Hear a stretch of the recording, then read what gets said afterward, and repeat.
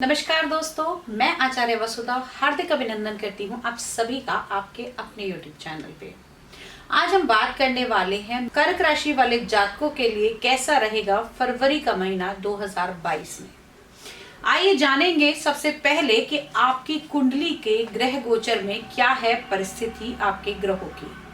अगर हम बात करें कि फरवरी के महीने की शुरुआत में आपके पंचम भाव में केतु विराजमान है वृश्चिक राशि में, छठे घर के अंदर मंगल और शुक्र की युति है धनु राशि में। अब सप्तम भाव यानी कि 7th हाउस में सूर्य, बुध, शनि और चंद्रमा चार ग्रह विराजमान हैं और अष्टम भाव के अंदर देवगुरु बृहस्पति विराजमान हैं। तो यहाँ पर काल सर्प योग तो बन ही रहा है आपकी कुंडली में। तो सबसे पहले आप ओम नमः शिवाय का अगर जाप करेंगे तो आपके लिए बहुत ही लाभकारी रहेगा। अब बात कर लेते हैं कि क्या रहने वाला है ग्रहों की दृष्टि से आपका फरवरी का महीना। सबसे पहले अगर हम बात करें कि सूर्य देवताओं ग्रहों के राजा सूर्य आपकी कुंडली के इस समय सप्तम भाव के अंदर विराजमान है और सप्तम भाव होता है आपके लाइफ पार्टनर का, आपकी पार्टनरशिप का, आपकी डेली इनकम का, आपके गुप्तांगों का। तो यहाँ पर सूर्य का ये जो गोचर है आपके लिए बेनिफिशियल रहेगा, चीजों में उन्नति होगी, साथ ही साथ दृष्टि लगन को भी जाएगी तो आपका वर्चस्व लोगों में बनेगा।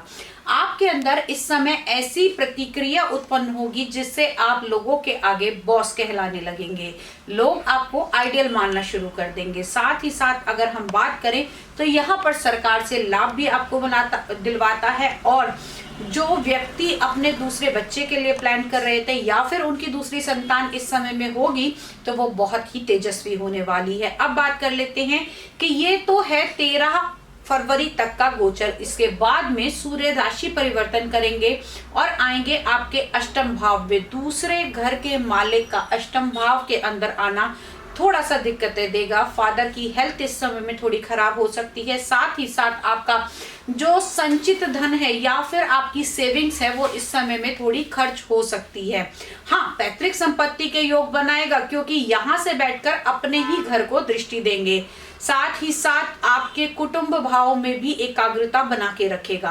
आपके बातों को लोग फॉलो करेंगे, आपके परिवार के सदस्य आपके कहे अनुसार चलेंगे, आपको बड़ा मानकर आपकी चीजों को फॉलो करेंगे। अब बात कर लेते हैं हम अगले जो ग्रह गोचर परिवर्तन होगा वो होगा 26 फरवरी को मंगल का राशि परिवर्तन। मंगल अभी इस समय आपके छठे घर के अंदर विराजमान है जो कि रोग, ऋण और शत्रु का माना जाता है और मंगल आपकी कुंडली में पंचम भाव के स्वामी है। तो प्रेम के भाव के स्वामी का अष्टम भाव के अंदर विराजमान है अभी तो छठे भाव के अंदर, तो यानी कि रोग, ऋण, शत्रु से आपको इस समय मुक्ति दिलाएंगे। साथ ही साथ यहाँ पर शुक्र के साथ में इनकी जो युति हो रही है तो कहीं ना कहीं लग्जीरियस लाइफ पर, साज सजावट और अपने लाइफ पार्टनर या प्रेम संबंधों में आपका खर्चा करवा सकता है। नई आप कुछ चीजें प्लान कर सकते हैं, कहीं जाना प्लान कर सकते हैं। और हाँ, इस समय में आप अपनी पत्नी को और अपनी सास को कोई गिफ्ट भी दे सकते हैं। शुक्र धन का कारक माना जाता है, ऐश्वर्य का कारक माना जाता है और मंगल के साथ इसकी ये युति छठे घर के अंदर आपके लिए थोड़ी एक्सपेंसिव रह सकती है।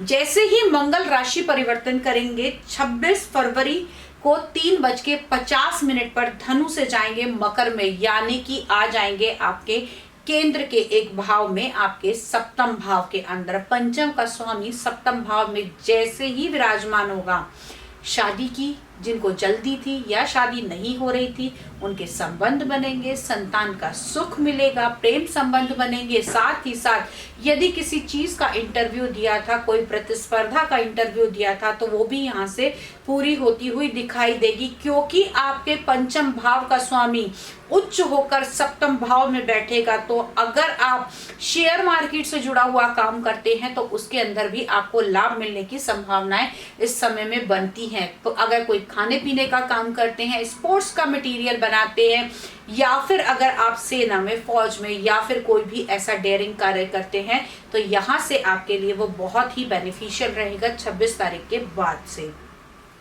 अगला जो राशि परिवर्तन होगा वो होगा शुक्र का। शुक्र आपकी कुंडली में अकारक हैं और आपका अगर हम देखें तो आपके लाभ भाव के स्वामी भी शुक्र ही हैं, जो अभी यानी कि फरवरी के ओवरऑल महीने यानी कि 26-27 जो शुक्र का परिवर्तन होगा वो 27 फरवरी को 10:17 पर धनु से मकर में होगा।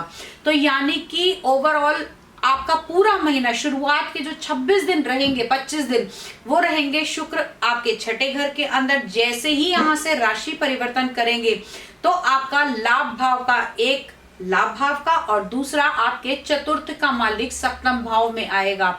यानी कि नए नए काम इस समय में खुल सकते हैं, नए इंक्रीमेंट हो सकते हैं, साथ ही साथ आपको वाहन का, संपत्ति का, नई चीजों का यहाँ पर से सुख मिलेगा, माता का पूर्ण स्नेह मिलेगा, जीवन साथी का सहयोग मिलेगा और आप कोई नई प्रॉपर्टी भी इस समय में खरीद सकते हैं। प्रॉपर्टी आपकी कमर्शियल हो सकती है।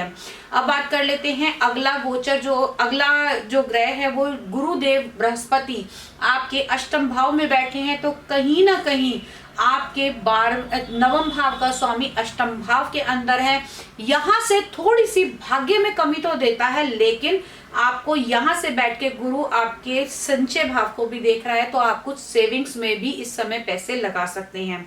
गैस्ट्रिक प्रॉब्लम आपको बनेगी, गुरु से होने वाली दिक्कतें, आपको लीवर से जुड़ी हुई अगर कोई प्रॉब्लम है तो उसका आपको बहुत ज्यादा ध्यान देने की आवश्यकता है। बुध ओवरऑल पूरे महीने आपके 7वें भाव के अंदर ही गोचर करेंगे और शनि जो अभी अस्त चल रहे हैं आपके सप्तम में बैठ के शेष योग लिए हुए हैं।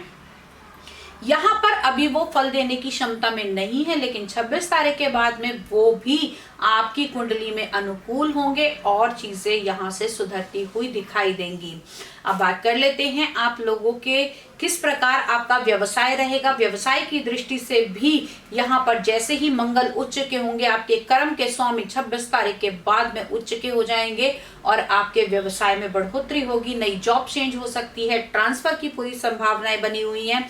अगर आप नौकरी बदलना चाहते हैं तो आपके लिए ये इंस्ट्रक्शन रहेगी कि 26 तारीख के बाद में अगर आप नौकरी का चयन करेंगे तो आपके लिए बेनिफिशियल रहेगा, वहां आपको इनकम भी अच्छी होगी, यानी कि आपका अप्रेजल भी हो सकता है। तो ओवरऑल ये तो जो गणना रही है वो रही है कर्क राशि वाले जातकों के लिए फरवरी का माह कैसा रहेगा। इसके अलावा हम आपको साप्ताहिक राशिफल भी प्रोवाइड करते हैं और साथ ही साथ आने वाले ग्रह गोचर की स्थिति से व्रत और त्योहारों का भी आपको पूरा निर्णय देते हैं। तो आप हमारे चैनल से जुड़े रहिए। यदि आप व्यक्तिगत रूप से अपनी कुंडली का विश्लेषण कराना चाहते हैं या फिर वास्तु शास्त्र, टैरो कार्ड रीडिंग या न्यूमरोलॉजी कराना चाहते हैं तो आप स्क्रीन पर दिए हुए नंबर पे फोन करके हमसे कांटेक्ट कर सकते हैं। अगले वीडियो में फिर मुलाकात करती हूँ, तब तक के लिए जय माता दी।